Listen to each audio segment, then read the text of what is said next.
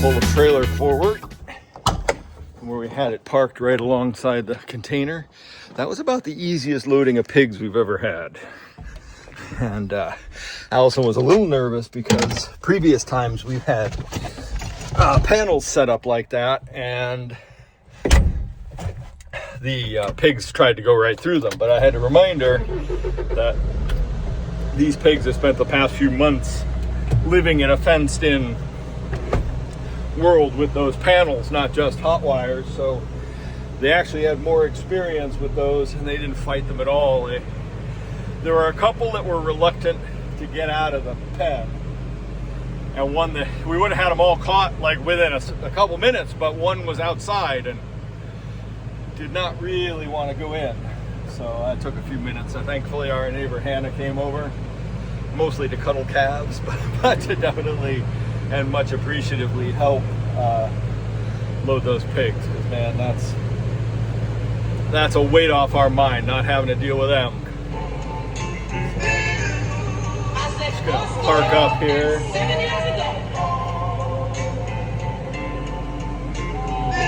I'm gonna have to fix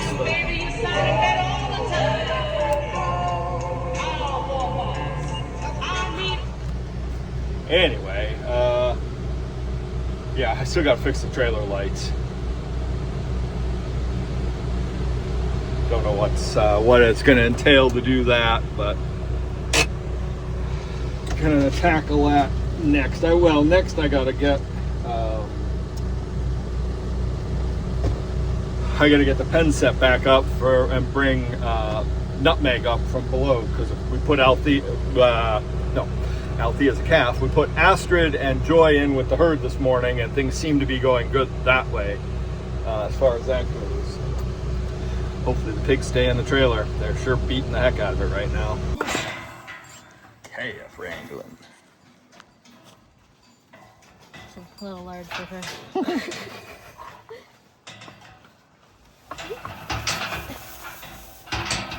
You're slippery. Watch out. Don't let her go shooting in. Yeah, you can just walk her up. Or you'll be everywhere, won't you, little miss? That's what I'm thinking. Nope. Okay.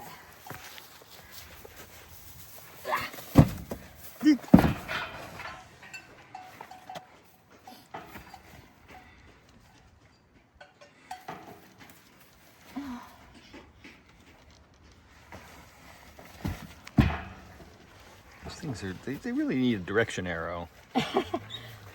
I tell you, you just have to make sure that the holding on part is going this way. Mm-hmm. She's much smaller than the cow I had to set up for last. Down to squirt size. And she's also squishy. Squishy. Shall we?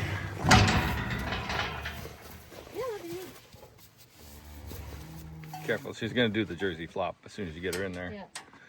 Come on. Come on, little Nutmeg baby. Oh, they're so bratty, so young.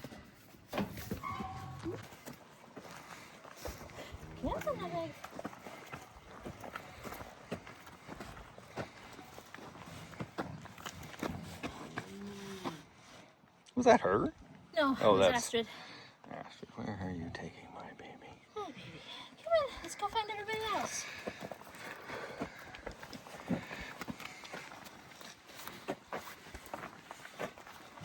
Are you going to let them have the run of the... Yeah. Did you close off the... Yeah.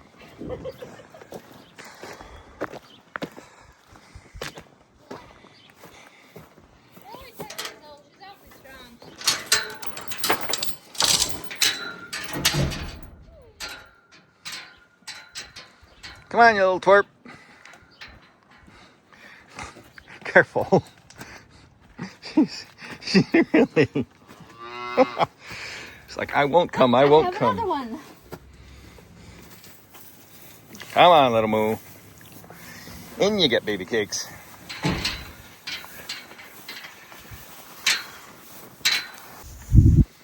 Calf zoomies.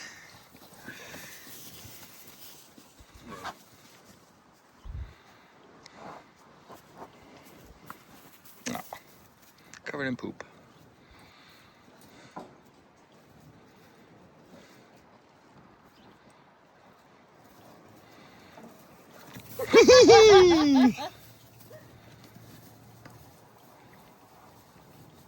Mace's like, my mom comes back through that gate. She's gonna come back anytime now. I promise. I know. Oh. Oh, don't knock yourselves out, little kids.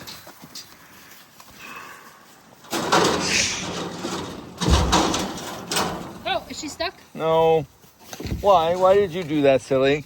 Heard of the running of the bulls? Running of the calves.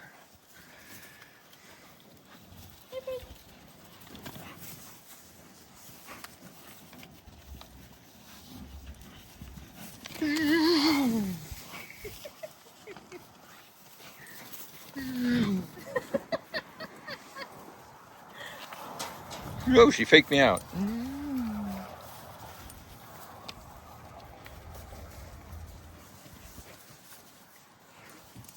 What you doing there, Althea? Think you should be allowed in? I can't do that without taking the gate off its hinges. Whoa! Nobody knock themselves out, please. No. Hold on a second. Let me fix your coat. Hold on. Let me fix your coat. No, free, play, friends. There we go. What you doing back there, Mace, buddy? Mostly sniff. Hello. Hi, baby. Hi, my baby.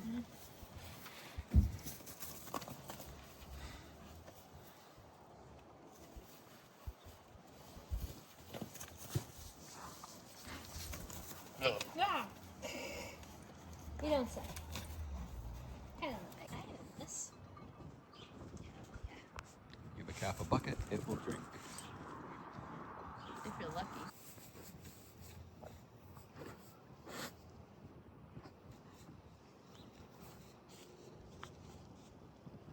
Of course, I miss all the best bits. Yeah. Just notice I have not taken my phone out once. I'm just enjoying them. You're such a purist, so abstemious and pure. Well, this can't be good. Just came down to find a cow with her head stuck in a parlor gate. In fact, it's Astrid. This is not great. Sorry, Astrid. I hope they haven't been pounding on her. Well, I am here at the processor. I've made the 40-minute white knuckle trip here.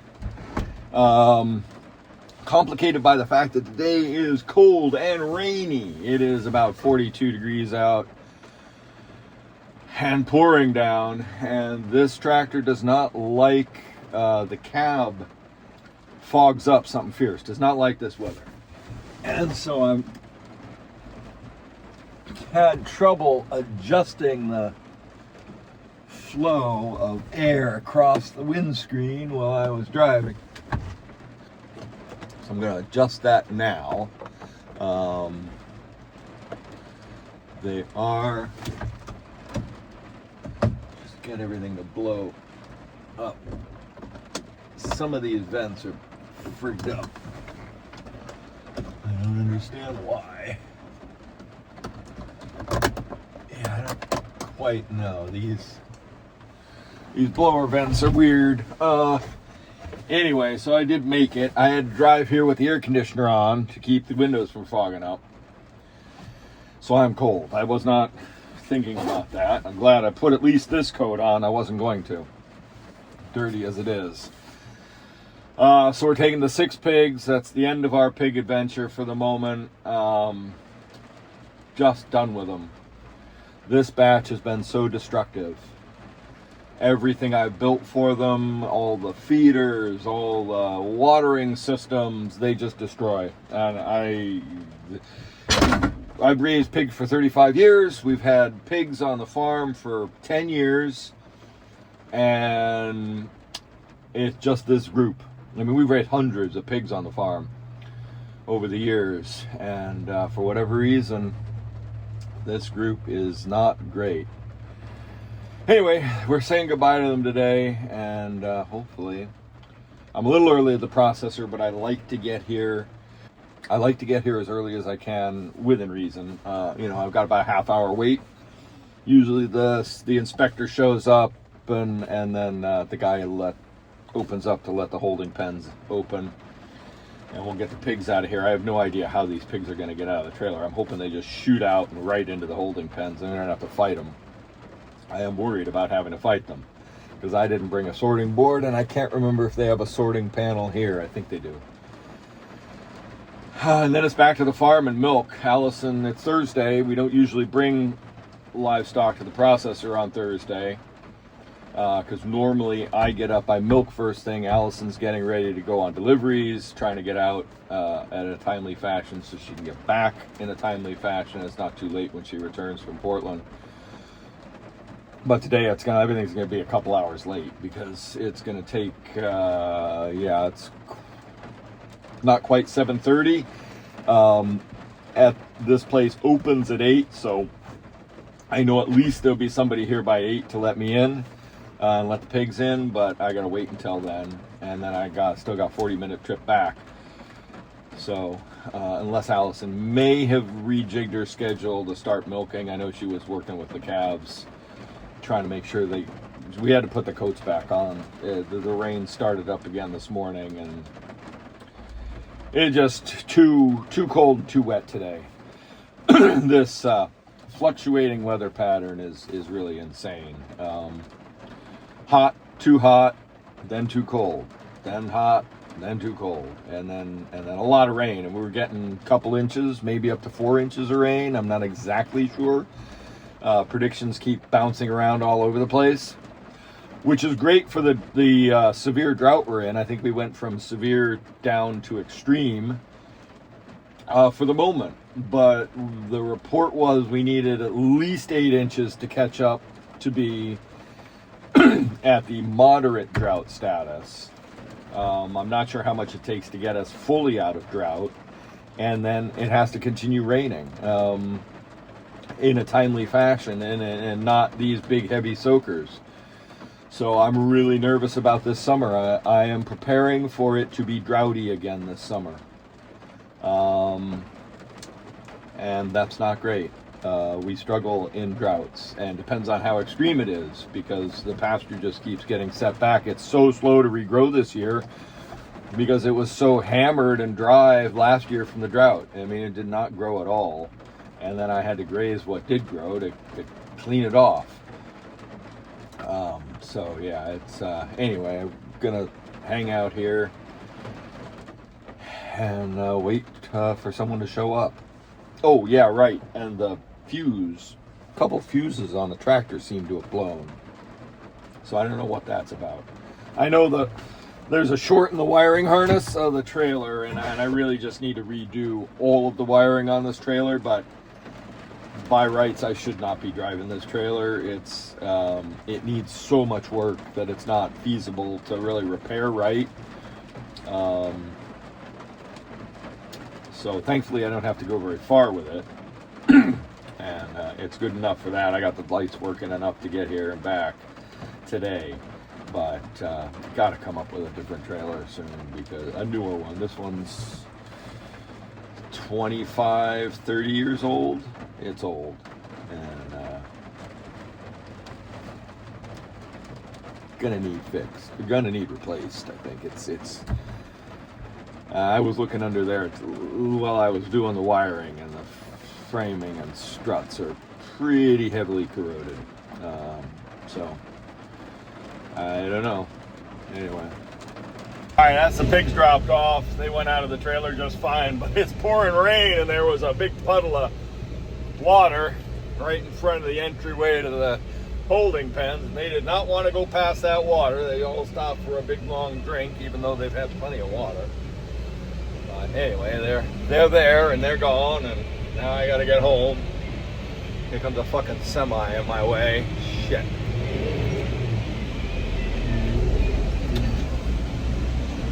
I'm on there, big boy. What the fuck are you doing? Farming is one of the most dangerous jobs there is.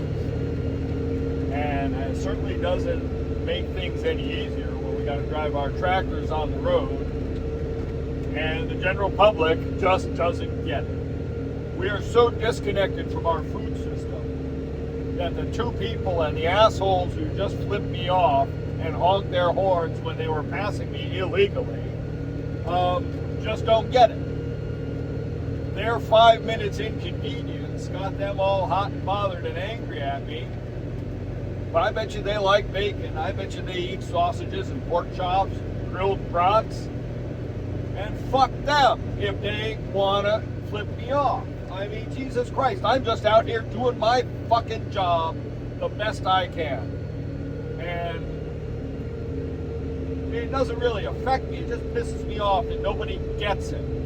That, you know, right now there's a lot of hatred about farmers because they're the general public, a lot of the public is blaming farmers for the state of the economy, for how things go, for the election, for asking for subsidies and whining about the high fuel prices and the high fertilizer prices. And yeah, a lot of farmers voted against their own self-interest, voted for their own downfall, and many of them are paying the price in bankruptcies and such. But that's only going to hurt our food system. That's only going to make food get scarcer and more expensive and less choice and less variety. And it's not the farmers that make the money. We're going to get paid the same. It's the supermarkets who are going to make the money and gouge, and the truckers who have to charge more for hauling the food because diesel's more expensive. We don't get to charge more. We don't get to jack up our rates because the diesel's expensive and the fertilizer's expensive. We just have to work within our budgets and come hell or high water, try and make some kind of an income. But yeah, on a bitch-ass cold rainy day, and I know what it's like driving on the roads around here, I get a lot of hatred. Yeah, the tractor, you know, they're built for power. Not built for speed. This thing goes, one of the fastest tractors I've ever owned, but it only goes 25 miles an hour, top speed. Nothing I can do about that. Even a big fancy, you know, powerful 250 horsepower tractor, they only go about 35 miles an hour, 50K. Yeah, just doing our best, and it's going to get worse because I just think people, for some reason, just don't get it. They don't get where their food comes from. They go to the supermarket and buy it. They don't understand how it gets there or what it takes to be grown and to get to those shelves, and so they get angry at it. And you know, I would fully like all farmers in this country to go on strike because somebody's got to send these assholes a wake-up call. But hey, wait a minute. You eat 3 times a day, maybe more, snacks and all the goodies. You like the variety. You like to have the Super Bowl party and all the rest of that shit. Yeah, that comes on me risking my life and other farmers like me, risking our lives, driving the roads, driving tractors, dealing with assholes like them. I am getting so over it. I am really... And summer hasn't even started. I'm not even out on the roads that much. And it just drives me crazy. Rant over. During milking, and I'm just watching Astrid and Nettle and their... yeah, that's Astrid and Nettle, but I'm watching Astrid and Joy because today's the second full day we've had them back in with the milking herd. And yesterday, between the separating from their calves and the agitation of everybody harassing them and beating on them to reestablish the pecking order, their rumination went right off the charts, down dangerously low. Not, you know, it didn't go below their baseline, but I was just checking, they're all back on the way up. They've gotten used to. There was also a change in bale quality as well. Hi, Astrid, darling. You're not for 2 more cows, 3 more cows. So I'm about halfway through the cows. Astrid and Joy are going last because we haven't tested their milk yet. We're still feeding their milk to the calves. I got to do Nettle now. No, I've got 2 cows next, and then Nettle, and then Astrid and Joy. That's the end of the day, and then feed the calves. Now I am weighing milk so I can take it up and dump it into the bulk tank. Pay attention to what I'm doing. So this is later. I'm Thursday afternoon. Allison's off on deliveries. I'd taken the pigs to Allison just texting asking if she wants shopping done in Portland.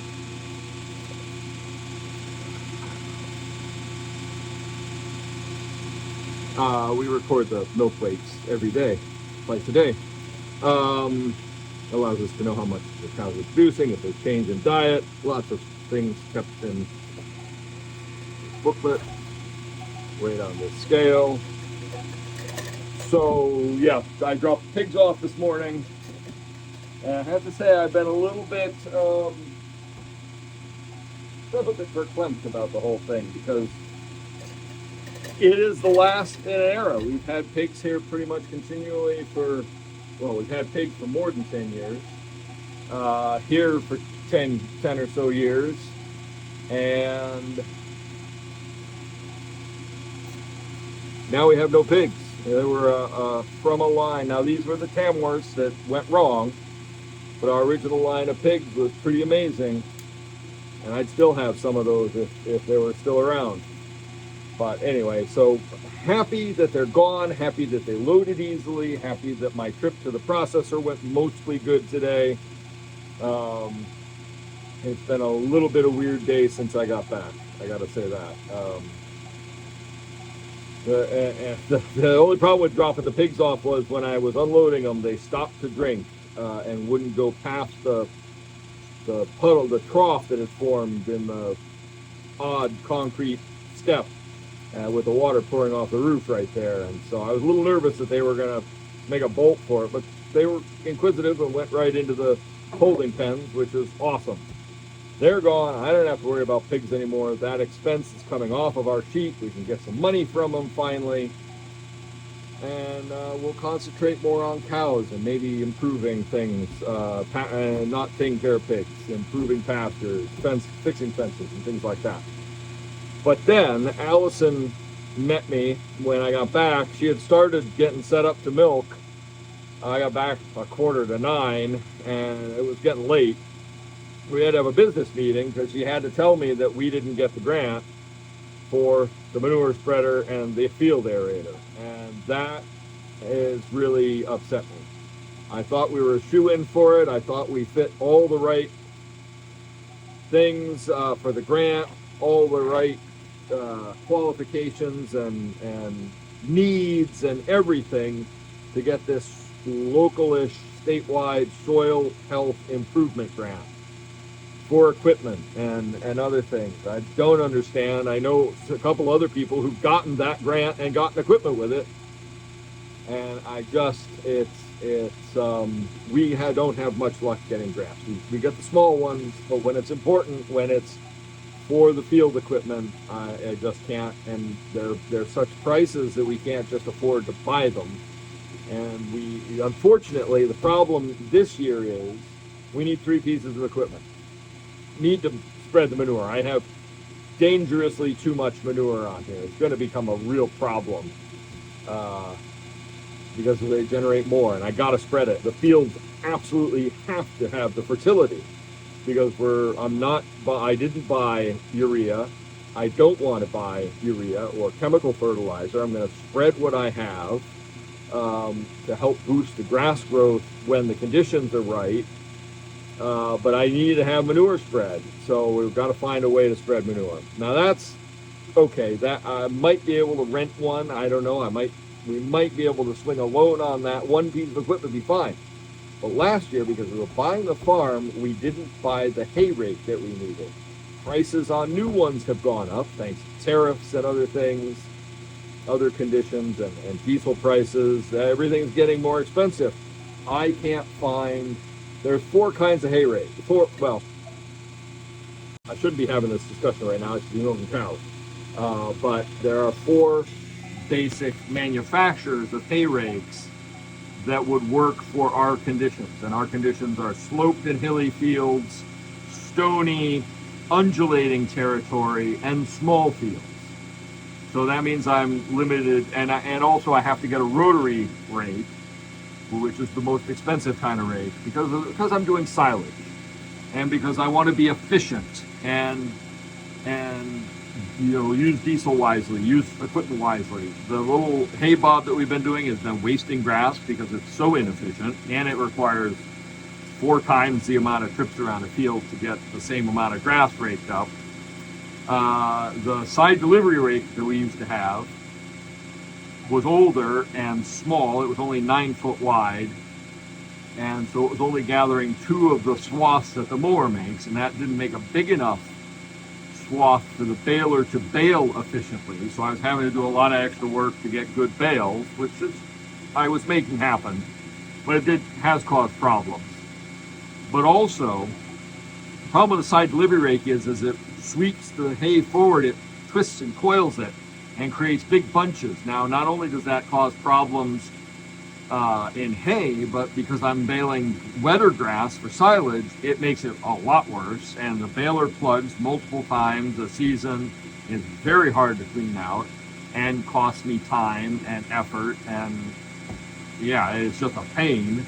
And also, when it coils up like that, the grass doesn't further wilt. It becomes a mass. And so it makes just waste a lot of energy. And so the rotary rake is the correct rake for silage, for our field conditions. And because our new mower makes swaths every 7 feet, basically on center, I need to have a rake that will drive down 1 row and rake 2 others together. So I'm raking 3 rows together. So that's a 15-foot wide rake. And of the manufacturers that we can get here, Krone, Floss, Pottinger, and Kuhn, those are pretty much the 4 top rakes. There are others, Pequot, there's a bunch of other smaller. Citrix make kind of hobbyist rakes that would absolutely fail in the first season in our conditions. The rakes, the Pottinger and the Kloss rake, which are really the ones I want, are heavy duty, high quality contractor grade rakes that are meant for alpine conditions. So I need something that robust because of the quality of field, kind of fields we have. So, and I don't want to spend money on a used, and that's the other thing. I've found a lot of used rakes within about 20% of the value of a new rake, but they're heavily used. And so, I buy a used Kloss rake or a used Pottinger rake, but they want, new, they're around 20,000, let's say, but they want for a 3-year-old, 4-year-old new one, they want 16,000, and then I got to pay shipping here to get it here, and there's no warranty, and who knows what's happened to it in its 4 years of life, and why it's on the used sales lot. So for that money, it'd be better just to buy, same almost money, it'd be better to buy it new and have the warranty. So we're kind of in that boat, but because we bought the farm last year, we didn't get the rake, and I really need the rake this year. I'm taking on more pasture. I need to do it more efficiently because of the weather that we're supposed to be getting this summer with the super El Nino that's going to happen. So I need to be on top of things and not have breakdowns and have really efficient crop flow and forage harvesting to beat the droughts, to beat the rain. So that has to happen, but I also have to spread manure. And because my manure is very stony and because the previous springs have been very wet, I have compaction in the fields, and any manure I spread will leave stones on the surface, which will ding up the blades of the mower when I'm cutting, and so I need a roller to press those stones in, and that is where the aerator comes in, because that will break the compaction, that will stop the ponding of water in the fields that there's happening, that will increase the crop growth by chopping at the roots and causing them to infill. It'll allow water to seep through, break the hard pan, and like I said, roll the stones in. And really all my fields need to be rolled multiple times. And there's no one around here who has one of those aerator rollers. And I can't, the nearest one, I think I said this before, nearest one is 7 hours away. That's a 14-hour round trip, probably a 20-hour round trip to get it to borrow it for a week. And then there's another 20-hour trip. And I need it every time in each field after I mow the field or spread manure. So I need it multiple times a season. And if I brought it back here and all of a sudden the weather turned and I couldn't get out in the field and I spent the rental fee and 40 hours to get it, that would really be obnoxious. So it's too far, it can't be done. Basically, it's just not feasible. So anyway, that's why we thought we needed that. But that's a lot of money to spend, and I know I'm going to have to suck it up. I'm going to have to deal with either no fertility or no compaction, and no fertility, or fertility and no compaction, or raked grass and very little forage production because of compaction and no fertility. So yeah, I've been in pretty much a big tailspin all day about my season. What had been promising and hopeful with the promise of a grant possibility, now you know, we're scrambling. There's some options we have that we're looking into, but I don't envision those coming, you know, about in just the right way. And yeah, I'm going to have to probably really go for some used equipment. And when it breaks, and I'm screwed. You know, the loss of a rake during raking a field means it could lose that whole field. Loss of the manure spreader, yeah, it's just a hassle. It's just a waste of money if you buy a used thing and have to pump a bunch of money into it, which is the used ones I've seen have all required a lot, new bearings, a lot of work and a lot of money. And I'm one guy. I don't have a lot of time. And we also don't have a lot of money. So that's a hard call there too. So yeah, we're just in a right quandary. Oh yeah, and Lana has a sheared hip bone. Really discovered this the other day. See how that's not the same? That one's round and this one's very different.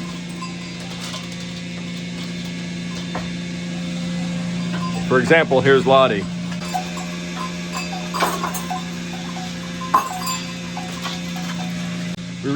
We know she got body slammed into a gate back in January when she was still pregnant. We treated a wound just in front of that, her hip bone there, and never noticed. I was just letting her out one day and I set my hand right there and it was sharp and pointy and clearly broken. It's a thing that can happen to cows. I've never experienced it in all my days, as they say, but she seems to be handling it fine. She's cranking out the milk and doesn't slow her down. Just worry about her because she is one of my favorite cows.